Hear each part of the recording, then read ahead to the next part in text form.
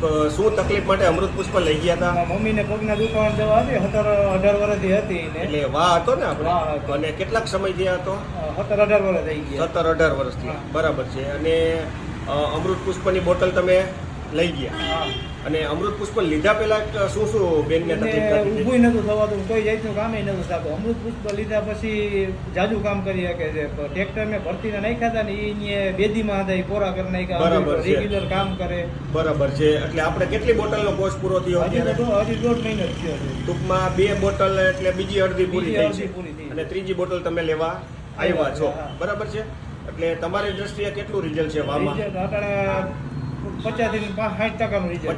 50% જેવું રિઝલ્ટ છે. 50%. બરાબર છે. અને મેડિકલમાં કેટલીક દવાઈઓ અત્યાર સુધી કરાવી દીધી? અત્યારે દવાનો તો કોઈ પાર નથી. બરાબર છે. કોઈ એમાં સીમા રિઝલ્ટ નથી મળતું હતું આપને? નહીં, કોઈ જાય નહીં. દવા પી જવું છે સારું રહે, બાકી હતું એવું. બરાબર. પછી અમૃત પુષ્પની જાણકારી થઈને લઈ ગયા. હા.